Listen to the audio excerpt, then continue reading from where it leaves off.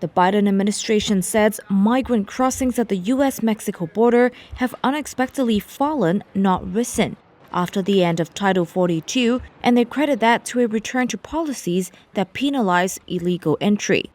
After the so-called Title 42 immigration program expired last week, there has been a reinstatement of criminal penalties at the border. Title 42 allowed officials to expel migrants quickly without an asylum process, but did not impose punishment. U.S. Homeland Security Secretary Alejandro Mayorkas. In fact, over the past 2 days, the United States Border Patrol has seen an approximately 50% drop in the number of people encountered at our southern border as compared to the numbers earlier this week before Title 42 came to an end midnight on Thursday. The group of 50 migrants was among the first to be turned away after the order expired. A Guatemalan woman told Reuters she was told to turn herself in to immigration at a checkpoint on a bridge connecting the U.S. and Mexico. Under a new policy, people who are caught entering the U.S. illegally will be deported and barred from trying again, even through legal means, for 5 years.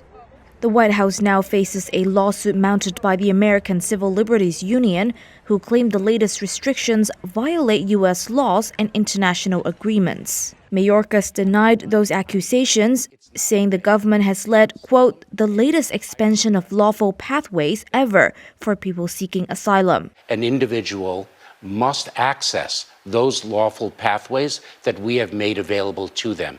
If they have not, then they must have sought relief in one of the countries through which they have traveled and been denied. And if they haven't done either, it's not a ban on asylum, but they have a higher threshold of proof that they have to meet. That is a presumption of ineligibility that can be overcome. Meanwhile, holding facilities, hospitals, and towns at the border have been left to struggle after thousands of migrants crossed into U.S. territory last week before the end of Title 42. There has also been little bipartisan movement toward a solution in Congress.